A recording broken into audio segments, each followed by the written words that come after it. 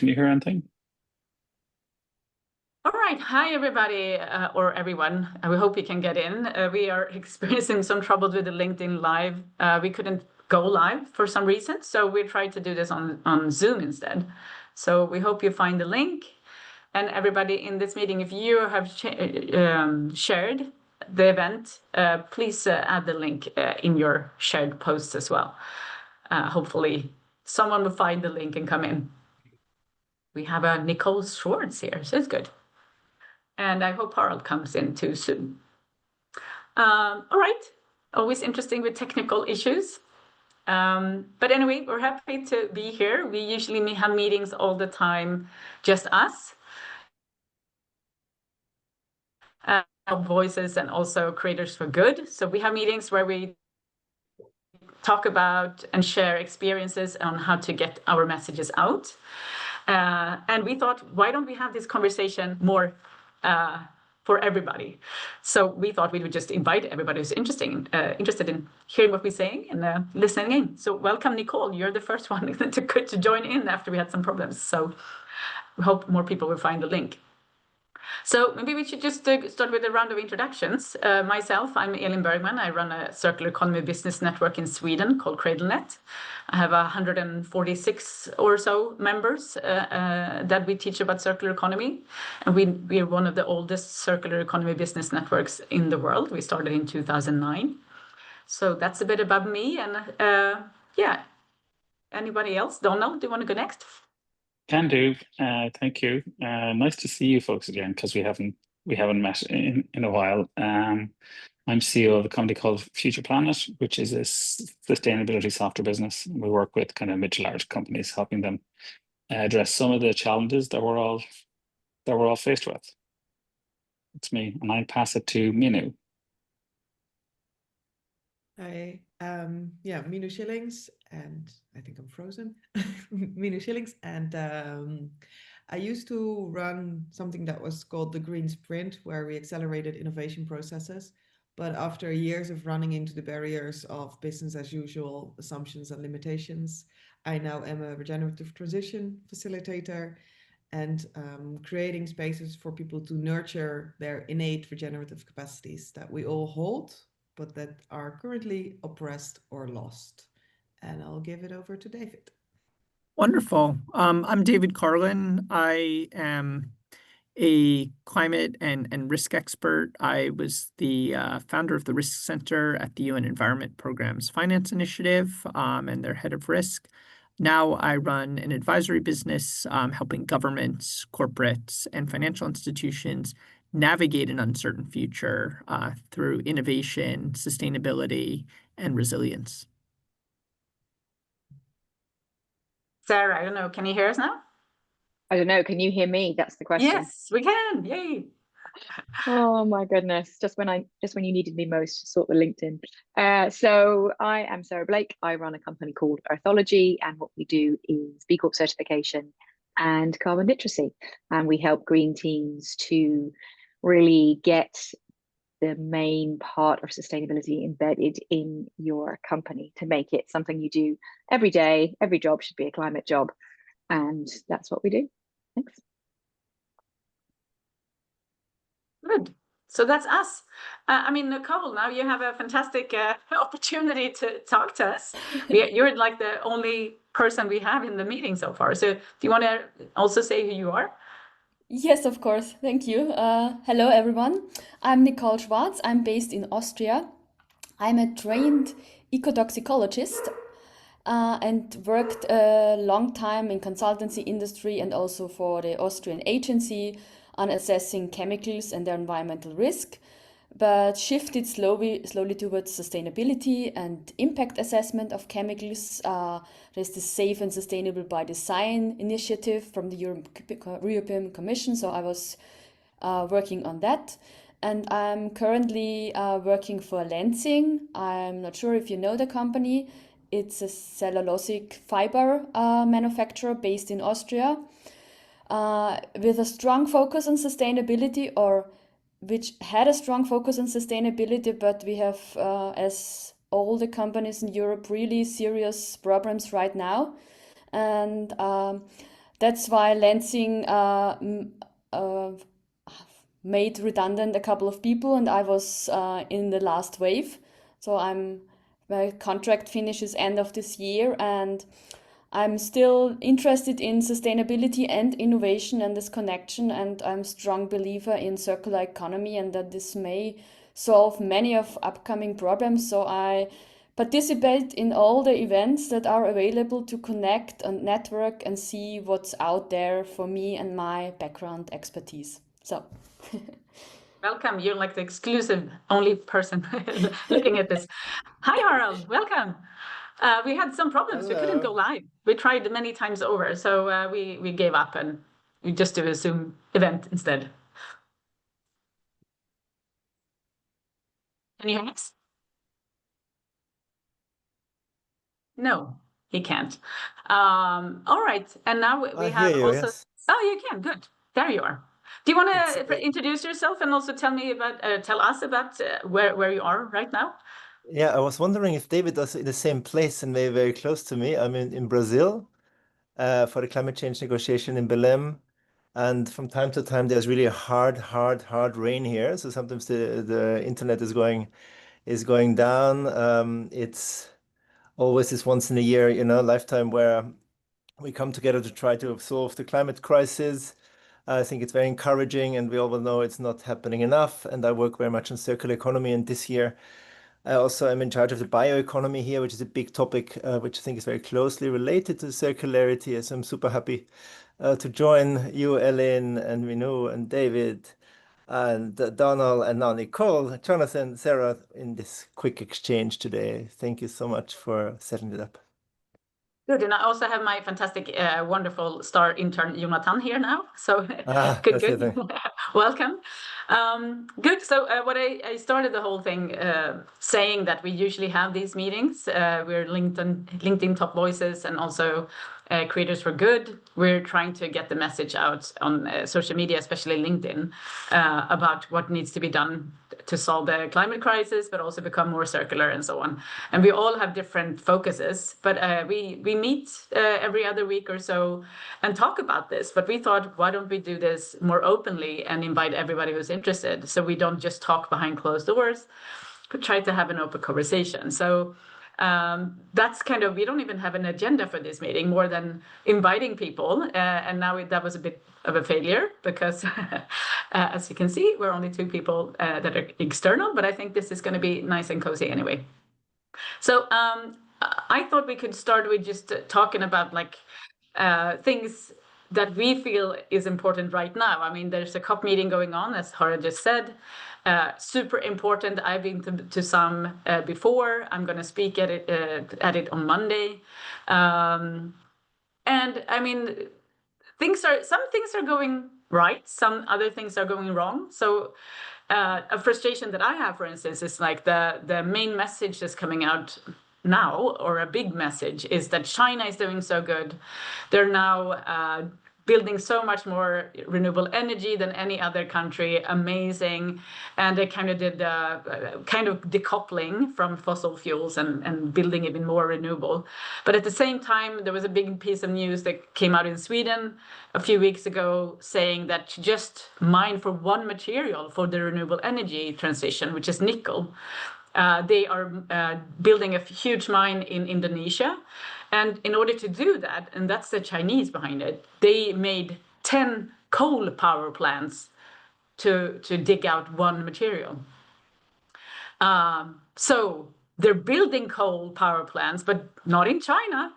So it's like we're doing things in the name of good, but we're creating really bad problems. So that's a frustration that I'm currently facing. That's like the main message is coming out. That's like, yay, China. But at the same time, it's like, no, bad China. So how do we tackle that thing? So that's one thing that I just wanted to raise. Harald. Love the topic. Because I was yesterday at the Chinese pavilion, which is kind of so prominent here, much more prominent than the US and others, really very central. And I think, what you said, Ellen, morals and or democracy versus sustainability is a super interesting topic, and more people are talking about China and the incredible things they have done, because that needs to be recognized. I mean, I just noticed the hard to abate sectors very well. Biggest IP amount is coming out of China for green cement. It's not anywhere else. So it's just, and there are many other facts. So I think that needs to be recognized. And for the second one is, I actually, when I talk about circularity or hear about climate, the whole moral debate is a very tricky one, I think, because every country will find a different pathway into that. And anyway, in climate, we are very much limited to one factor rather than look at the whole health of the planet. And you all know that. But I think we have to a bit go away from a moralistic debate. I think it doesn't help anybody, especially on climate, not and recognize those that do really well and support them and try to learn from them. Absolutely. Does anybody else have a comment? Or Yeah, anything else you want to talk about as well? Yeah, having been to a number of COPs, actually, this one just participating virtually for a few reasons. But I would say I think it's an incredibly important moment. We're halfway to 2030, so we are at a point where action is completely imperative, given that warming is now at about 1.5 degrees, which is what we've talked about as sort of that safe limit. But I really agree with the points that Elin, that you and Harald have both brought up, which is we can't have carbon blinders on. We can't kind of just careen from one problem to another. So trying to solve the climate crisis and mining in ways that are unsustainable, switching from internal combustion to electric vehicles, but not thinking about where those minerals come from. Again, this is by no means to say what you sometimes hear on the right, that, oh, well, these things are just as bad for the planet.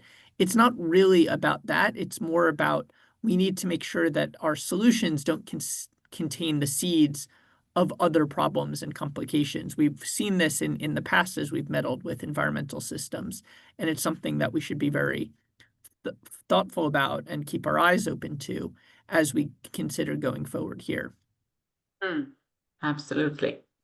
David, you had an interesting perspective in the last week on Bill Gates's pronouncements. Do you wanna say what you said and then see whether there's any discussion on that here? Yeah, for sure. This was one of my more controversial points of view, and I do believe we need more controversy and more debate and discussion and perhaps even disagreement on the sustainability community, because I think that there's a lot here which we talk about and we keep doing, but recognize that we need to do things differently if we want to get different results. And so I made the point, Bill Gates wrote this long piece that, in a lot of ways was widely criticized by many in the climate community as saying, one, climate is not the end of the world. Climate change is unlikely to lead to a near-term apocalypse. That, I think, is what many climate scientists will probably second with some very important caveats there.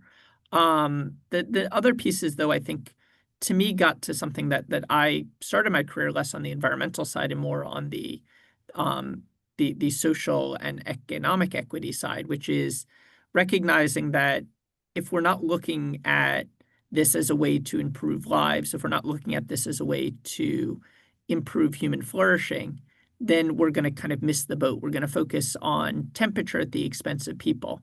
I'm not, and I tried to say this in my points, I'm not with him that we should throw out our temperature goals, that we should be ditching international collaboration.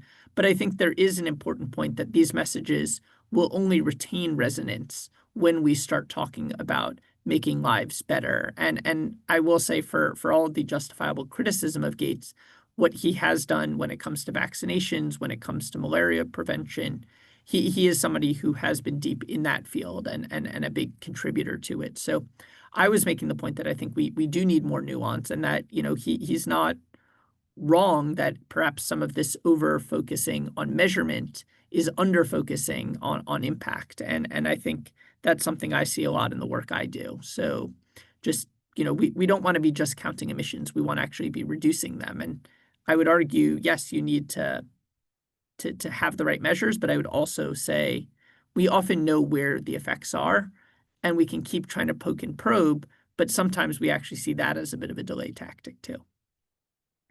Yeah, I kind of agree in some parts, but I think it's like, I sometimes get the question like, oh, shouldn't we be focused? I used to work for WWF, for instance, and they, every Christmas, this issue came up like, oh, shouldn't we give the floor to the, you know, homeless organizations and you know, saving people during Christmas. So we shouldn't take the floor and talk about the environment so much. We can do that other times during the year. And I said, but you know, if we don't save the climate and the environment, there will be no planet to live. I mean, the planet will be here, but it's not going to be livable. So everybody will die, and it's not a good health issue either. But it's going to take a while, and the longer we wait, the worse it's going to get. So we should probably just change the way we communicate to talk about, like, do you want people to thrive and have happy lives? Then solving the climate and environmental crisis is the way to do that in the long term. I mean, it's great to solve malaria and other sicknesses, but so many more people are already dying all the time because of climate change and the effects that it brings. So I don't think it's like it shouldn't really be an issue, you know, either or so. It's more like they're so deeply connected. So why don't talk about both in the same space, so to speak? Yes, Sarah. Yeah, I think you're absolutely right, and I think it needs to be progress, not perfection, right? Like we need to be looking at like how we're going to move forward. And to your point there about malaria, right? So like the WWF talks about what the populations, you know, that are going down. We don't talk about the populations that are going up in terms of mosquitoes, insects, all those extra things that love warmer weather and are going to survive much better. So we're going to get more malaria, more diseases, more zootonic stuff that we don't know where it's coming from. And yet, if we tried to stop climate change, that would mitigate those. So we're trying to like put a cork in something that it's just going to keep coming. So unless we go back to source, like plastic, right? Like we need to turn the tap off. And I do think that whole point that you raised, David, about Bill Gates and China, like we do need to say, look, you know, sustainability isn't perfect. We haven't got all the answers, but we have to go with what we've got for now, right? That's what I feel anyway. Yeah, Absolutely. We know. Yeah, when I'm listening to this conversation, there's an exercise that comes to mind from the book Outgrowing Modernity by Vanessa Machado de Oliveira. And it's developed by a collective, an arts collective called Gesturing Towards Decolonial Futures. And they have an exercise, it's called Hope Jars. And there's three different jars, and you're invited to put your hope beans and separate them, like divide them over the three different jars. You can also add more if you want, but there's three main ones. The first one is hope and continuity, continuing the way that we're doing without actually sacrificing or changing anything and hoping for like some miracle, like a technological fix or anything in that like technocratic realm. Then the second jar is hoping consensual change. So indigenous rights, land back, degrowth, post-growth, abolitionist economics, whatever in that direction. And then the third jar, I keep freezing, I think. The third jar is processing harm, like facing and processing harm and complicity. And often in the sustainability space, there is a lot of focus on continuity, so like a technological fix, or on consensual change, post-growth, degrowth, alternative economics, all of that. They're quite solutionistic approaches. Like we can work on them, we can measure them, they give us a sense of clarity and a sense of like direction, like Sarah said, like moving forward the solutions that we have, even though that they might be limited. But there is very little talk about this third jar, like actually facing harm and processing this harm. And instead of talking about other countries or their mining approaches, also wondering if you see coloniality, imperialism, and capitalism as a disease, as Vanessa also describes in her book, like a disease that we're all a part of, and not a machine that we have to fight, then you start looking internally way more. And I'm wondering, like, how can we bring in those conversations more? Because we're not going to collectively adopt consensual change if we won't face the harm. And China and all of the EV transition, I mean, they're not just producing cars for themselves. Most of these cars, actually, a lot of these cars actually end up in Europe because of our understanding of luxury and comfort. And like, you can call it the eco-renaissance. Like, we want to be ecological, but we don't want to sacrifice luxury. So, and I'm longing for these spaces where we can just have these conversations instead of limiting Don't you think? ourselves. Because I feel like that we have those conversations when we're discussing the inner sustainability goals. That's where we're talking about, like, okay, we have the sustainability goals, the UN, we have the 17 that everybody's like trying to strive for, or did try to strive for. I don't think so many are focusing so much on them anymore. But then they developed the inner sustainability goals, where like, okay, but you need to also start with yourself first before you can actually, take care of the world. And that's also been very strong. But I would say that's a very niche clique with sustainability people mostly. So it's not really reaching the ones that should be, reached. But I think those issues have been talked a lot in those circles, at least. But it's not mainstream. It hasn't really met. I mean, now I think an interesting thing, that's a trend that's going on, is that talk about, the 1% and the billionaires, and they are stealing all the wealth. And yes, there is some really strong evidence that, like, since they are emitting much more than everybody else, and they're grabbing all the resources, if they could share the resources, people would come faster out of poverty. And when they do that, they have time to think about climate and how to really be good citizens. If you're just struggling to survive and eat, have food on the table, then you have no room to even think about climate change or anything else. So I think that's also a very important part to talk about. Yes. I don't want to be too critical here, but the inner sustainable development goals are still very much a global north lens, not very, very inclusive or honoring other ways of knowing and being. And yes, in many cases, of course, if you're struggling to put food on the table, just survive, you might not be as busy with climate change, but you probably are also not impacting it as much. But that's interesting. I'm in Spain right now. I'm in southern Spain, and it's one of the most impacted regions in Europe, at least when it comes to climate change. And they don't talk about climate change here at all. And I think that's interesting. And it's really no infrastructure for it here. I mean, I come from the Nordics. I come from Sweden, where the recycling and not using so much packaging and all of these things have been around for 30 years. They haven't even started yet here, which is interesting. And I mean, yes, and even if it's a developed country, it's, I would say, very underdeveloped in some ways, but still more circular than Sweden if you really calculate the material flows and things. I don't know, Harald, did you have a question? I didn't see in the chat. Yeah, he's asking in the chat what I'm then advocating for. I'm happy to answer, of course. Yeah. I think I'm advocating for slower, more humble, more grounded ways of learning and unlearning.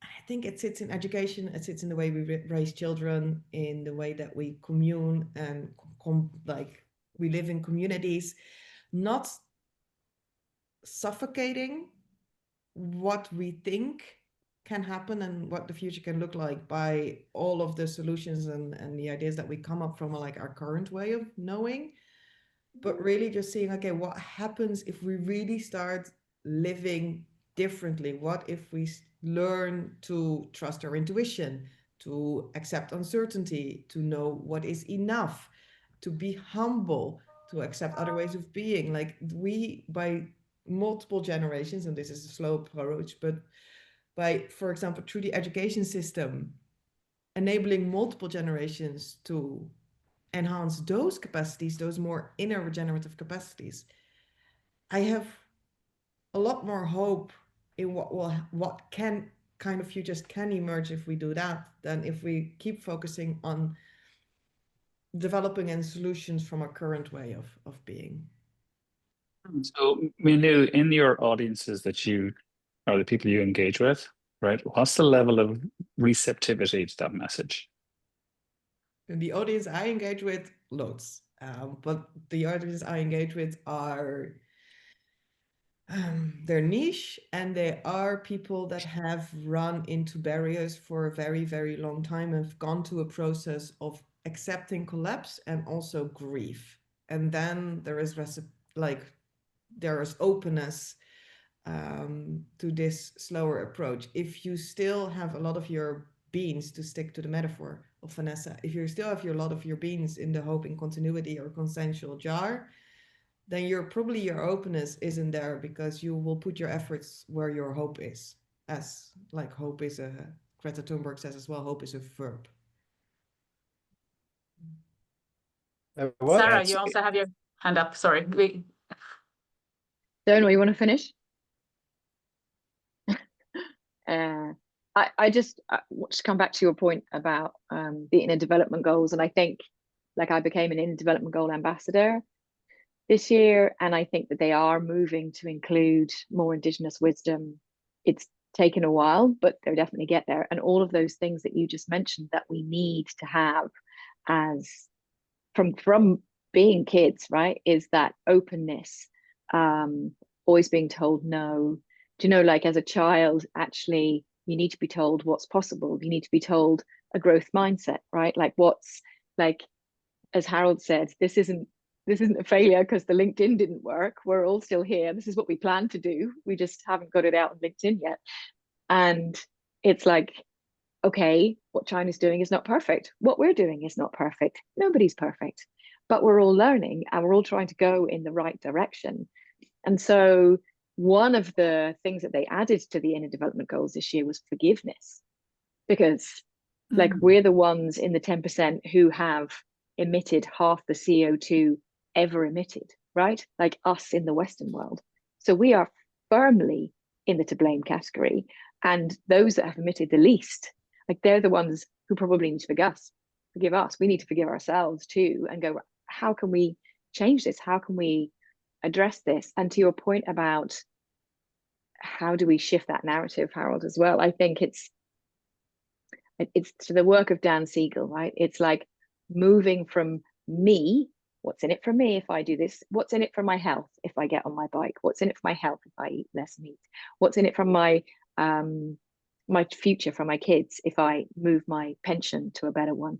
What's in it for my banking if I move to a better bank that supports me and doesn't just keep taking my money and divest it into fossil fuels?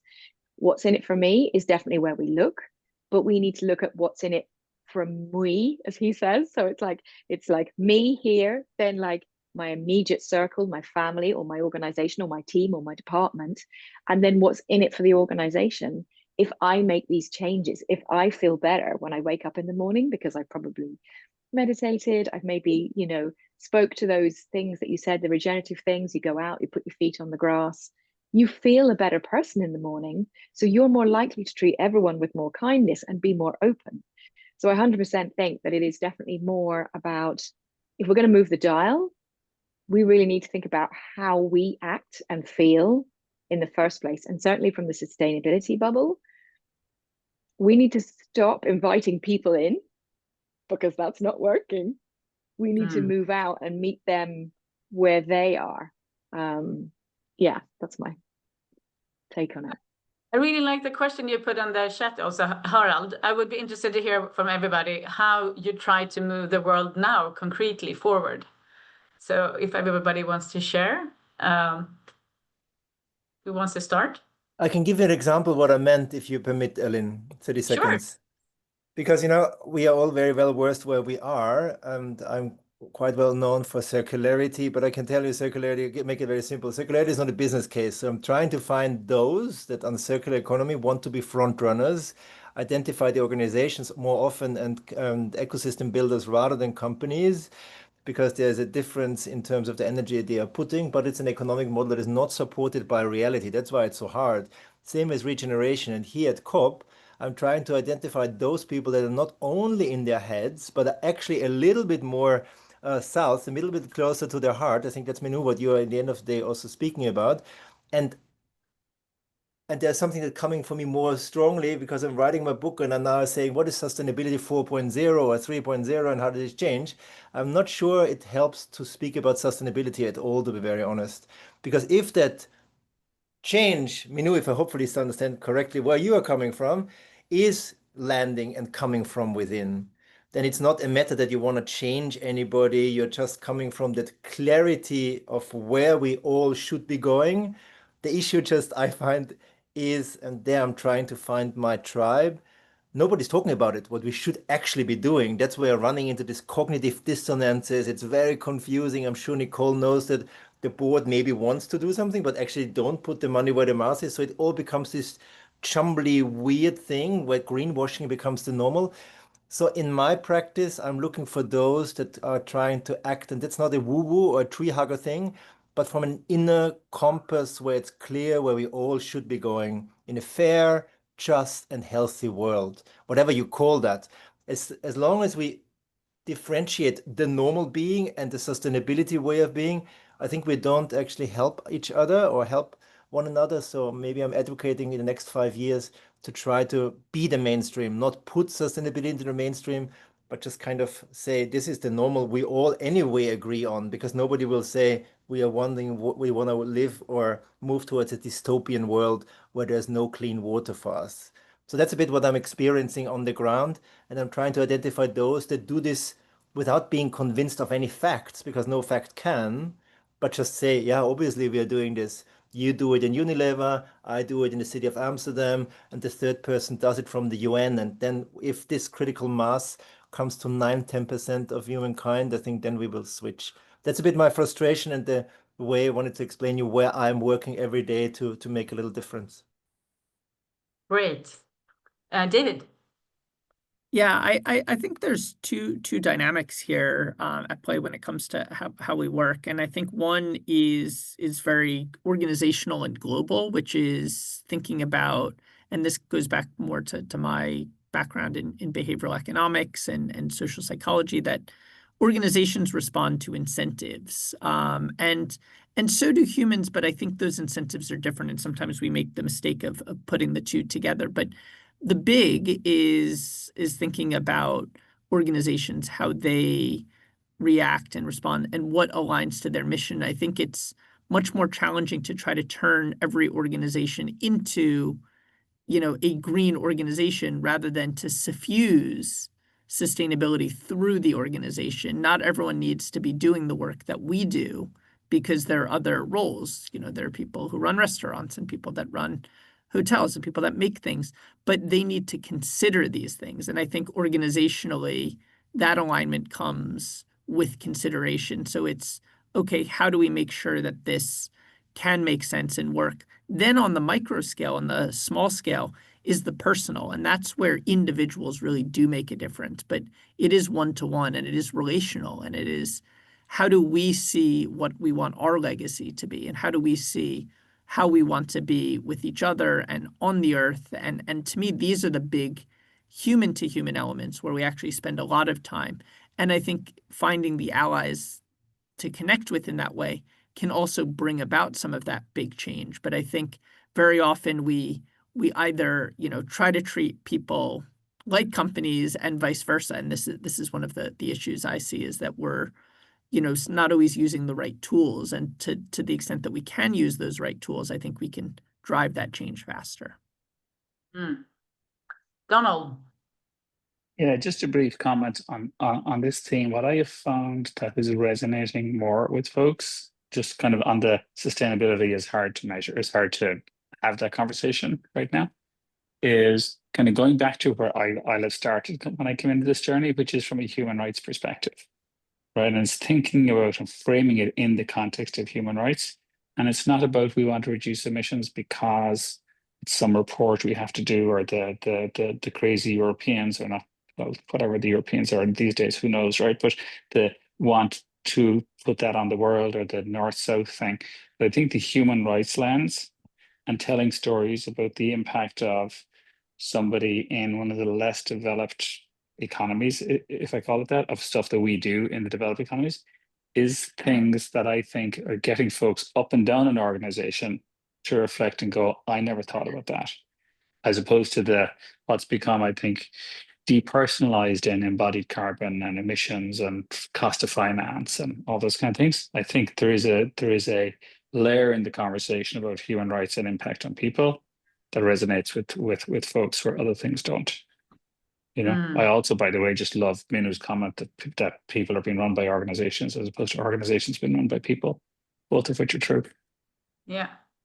Well, I hope that I would kind of have the same experience as you, Donald, but I don't. I don't see that people care about other people. I see that people still care mostly about money.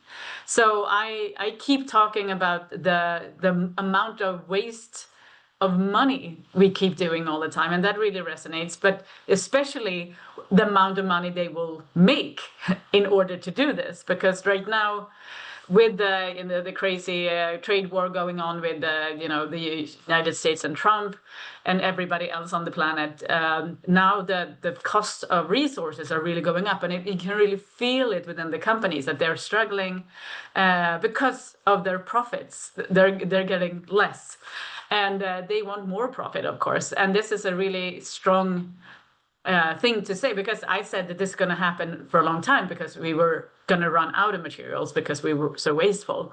But now you can really see the cost. This is the first time it's like a cost benefit to actually use secondary materials, because it's always been cheaper to buy virgin before. Now it's changing rapidly. So now it's also like a risk and resilience issue. So you don't even have to talk about circular economy so much. It's more like it makes financial sense. And that really is the thing that people listen to. And it doesn't matter if it's, corporations, company leaders, or politicians, because the politicians want to do what the companies wants. So that's the strongest message that I think really works. And as soon as you talk about it as a financial opportunity, when you do events, you can see the interest goes up much more. That's just my experience. I'm not saying that your experience is wrong. I'm just saying I wish it was like you said, but I haven't experienced it so far. Yes, Minu. Yeah. I just want to give you this as an invitation also, because I find it sad that anybody feels that people are not caring about each other. And it's really easy to get that feeling if you're in the business space, or like you look a lot at, you follow politics and all of that, and yeah, there it often goes a bit wrong. Frozen again. But I was running a session the other day around the question, what if we embody the wisdom that love is contagious, and how will this change the way that we make decisions and show up to life? And one of the invitations that was shared during that session to people that didn't feel like love was that omnipresent, and it was one of the core glues actually of our society, was to just spend the day out and about without headphones in and a phone with you, and just look and just be present and just see how people interact with each other. And then I think you really quickly realize that we, in so many small ways, constantly show up with care and love for each other. But then the systems that we're a part of, the institutions, the way that we're taught to communicate and educate and all of that, are keeping that oppressed. But it's there. It is really, really there. We just need to create, we need to create space for it. And I think recognizing it on in small ways can already really help, and also just feels nice. Totally agree. We have Kira or Syria. I don't know if you want to ask any questions, but welcome to the group. I'm happy you found your way in. And I think people are asking a lot of questions in the chat. I'm going to see what's going on.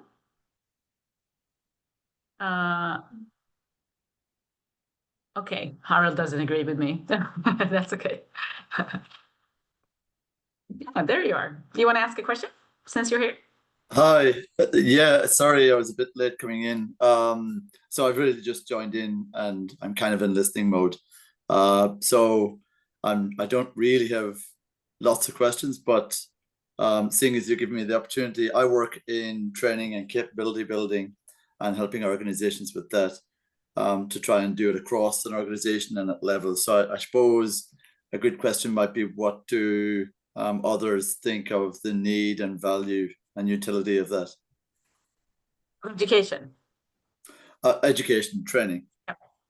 Yeah, maybe I'll just quickly say something, just also unfortunately, because I'll have to jump, but I think this is so critical. I mean, I think we are seeing change happen at such rapid pace, and that means that we need to adapt, and the best way to do that is to gain the right skills, knowledge, and abilities, and that's where education really makes a difference. It certainly has throughout all of history, but we're dealing with complexity and uncertainty, and I think there's nothing that is more resilient than learning and education, because that to me is how you adapt in those times. And so I just think that's such a critical thing. Thank you. If I can jump in, I would like to say the same thing. It kind of always the thing that it boils down to. People need to have knowledge of things, otherwise they won't act.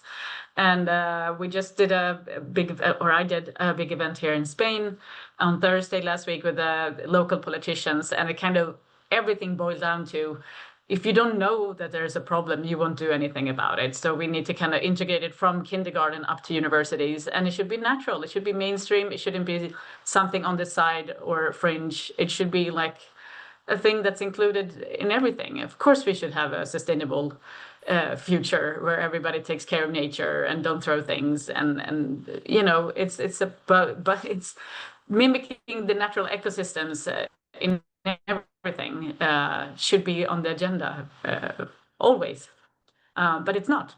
So how do we do that? And the way we do it in Sweden is that we have a meeting with all the political parties every fall. We're going to have it next week on Tuesday, where we ask this question: how do you see we should do education to include circular economy? Because I'm all about circular economy, but also sustainability, of course. And they usually say, oh, but it's already so included. But when we look at the action plan for education, it's not. So there's a lot of misunderstandings as well. And it needs to be much more worked on and included everywhere. And I might add, Ellen, I know there's a hand up, that I think, so I'm working on a climate risk and resilience, developing a course for businesses on that topic. And I think conveying it in around the opportunity, to your point earlier, I mean, we know the direness of the situation largely. I think articulating and getting leaders to see that there's opportunity to be had here. And in the same vein, even if it's not in the business realm, if it's with civil society, community groups, whatever, I think getting people, I mean, as learners of any topic, I think it's important to find it interesting and fun and positive. And so articulating whatever it is that we work on in that way is something that we should all strive for, in my book. Yeah, good. Sarah. Yeah, I'm just going to agree there with Kieran that like we're in the same country, same space, and it needs to be like health and safety, doesn't it? Right? Like it needs to be, at the moment, it's still an add-on for businesses, for schools, for whatever. It needs to be like health and safety, the fire exits are here and here. Like, you need to be having it in induction from the get-go. But also, I think, to Minu's point, like we also need to do that part of recognizing, when you're stressed, when something's wrong, that you feel it here. Because generally, if you are feeling better within yourself, you have more to give, and then you're more likely to be better to everyone else and better kind of generally to the environment. So I think there's like a two-pronged approach, really. We need to be going back to basics with education, but also understanding about ourselves and how we're not separate from the natural world. And we're not separate from the people who work in Coca-Cola, and we call them them, and who's they? Like, it's full of people who are all just going to work, but are quite oblivious to their impact on the planet. Or as Minu said, at some point, somewhere deep down, they do know, but they choose to suppress it. And that's where we end up with disease, because it's dis-ease with what you're doing, with how you're feeling. And the fact that we're all so stressed and we're all so busy and we're all trying to on this capitalism treadmill. But like, if we actually took a step back and we let things slower, and to Minu's point, right, like the luxury items, the keeping up with the Joneses, all that kind of stuff, if we kind of like realize that there's a lot of things that we might like, but what do we actually need, I think is a point maybe we should definitely put in education. Harald is leaving. Thank you so much for joining. See you Bye, soon. everyone. Good to see you Bye. guys. Thank Good you. luck. All There's right. I just want to say that's speaking of positiveness or positive, how do you say, positive messaging, I guess. The organization I run, Friedl, we have meetings with our members. We have almost 150 member companies every Friday. And what we do is we try to make those meetings as positive and cozy as possible. And the participants that are in it, they're always like, oh, but this topic is supposed to be so depressing, but it's so cozy and nice to talk about the solution. And so it's like their favorite time of the week. And I think that's the thing that's missing as well, like have a safe space to talk about all these things that are, they can be depressing, but if you put them in a special light that has a positive and optimism connected to it and solution oriented, I think it's much stronger, and they can also hear what they are doing and get inspired and so on. So I think that should be done much more. Yes, Donald. I need to run, but I've got three things I want to say, if I can. First is I kind of channel my inner Minu and echoed by Sarah, is a good message, I think, is encouraging people to find the time to be kind, right? Which is kind of what I took from those two things. I think that's lovely, right? And if that's all we take from this, I think that's very good. The second thing is I like the balance of the Irish people on the call, right? Even though I believe, Kieran, you're in Australia, but Irish, right? But so having 3 out of currently 7 Irish, that's a good thing. And the third thing I want to say is, Ellen, I think thanks for getting this done. Even if we don't get anyone else in, this is uplifting and enriching. And we need to do this, even just as this or something else frequently. And next time I'll do some of the heavy lifting. Yeah. Okay. Thank you. Okay. Thank you. Bye. But maybe that's a good way to kind of end this. If everybody wants to say 3 good things that you want everybody to either work on or last words or so. Do you have any things you want to send as last message, Minu? Yeah, of course. I think I'll just stick with one. It's a word that I really love. It's called discernment. I think it's coined by or explained by Carol Sanford. It's the ability, like working on the ability to recognize what is life aligned, what is healthy, what is thriving, like what are good spaces, healthy relationships, healthy practices to be in. And we've collectively we've lost this ability a bit. And I think education can play a huge role in enhancing an individual and collective discernment. Good. Sarah?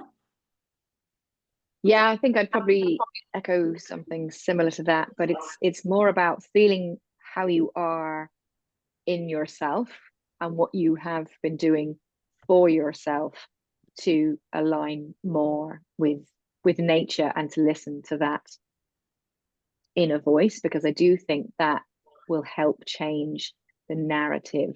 And generally what's good for you is good for the planet, right? More exercise, less driving in the car, more plant-based diet, all of those things are going to be better for you. So think about it from that point of view, like what nature and her services can do for us. So yeah. Good, thank you. And I think I always, when I am interviewed on podcasts and things, I always say that I really love the quote, "It's too late to be a pessimist," but I really want to kind of use that over and over. It's from a fantastic movie on YouTube called Home.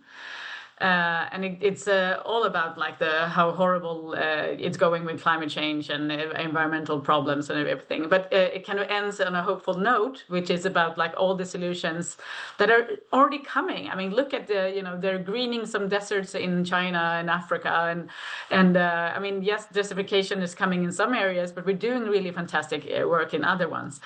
But even if we're losing the battle right now, or it seems like it, because climate change is still increasing rapidly, it is too late to be a pessimist because we don't really have any options. So it's all about like, what can we do? And I think the beautiful thing about this, we're all in this room talking about the solutions, and we're all advocating, and we're all really enthusiasts. So if we just keep doing what we're doing and try to find other ways to, get our voices out, we will see change. And I really believe in trends. Right now, we have a very harsh environment where we have wars going on. I mean, it's even a war between sexes right now. We have the male loneliness epidemic going on. We have trade wars. We have Ukraine and Israel and everything.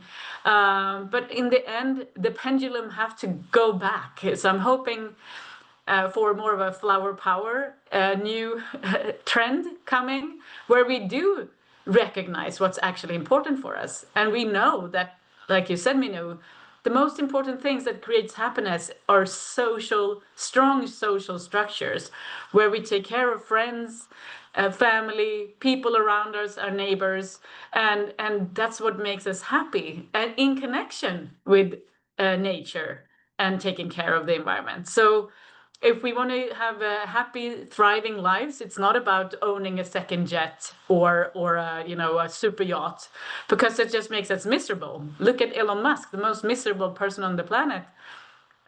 So how do we create happiness? Well, take care of each other and ourselves and everybody else around us. So that's kind of my last message. I don't know, Nicole and Jonathan or Kieran, if you want to add something. I would like to add something. Sustainability faces many problems. Of course, in a big corporate organization, everything depends on the decision of the management board. And I can say some of the members of our board do not even believe or accept the reality of climate change. So in the end, every decision comes back to money. So you have to sell it as an opportunity, as a strategic and financial opportunity, and then they take it on. But this is the hard stuff of it. I mean, not everything makes money at the first project start.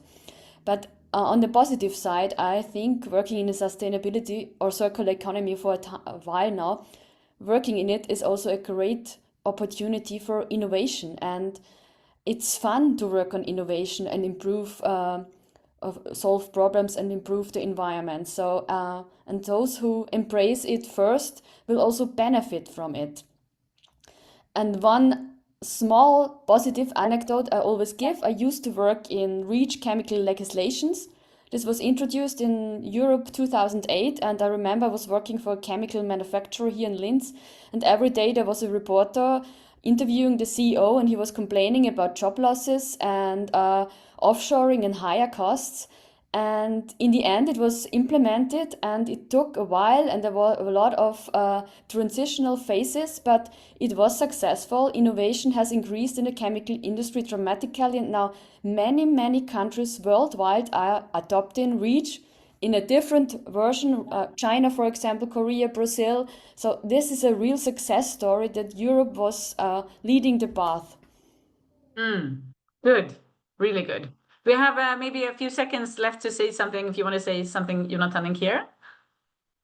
Yeah, I'd just like to say thank you. This has been really inspiring, and I agree with what has been said before, that we really have to start caring about each other and find other values than money. I mean, my passion for sustainability comes from my background as a Boy Scout. Since I've been in nature, I started caring about nature, and I want to preserve it for others.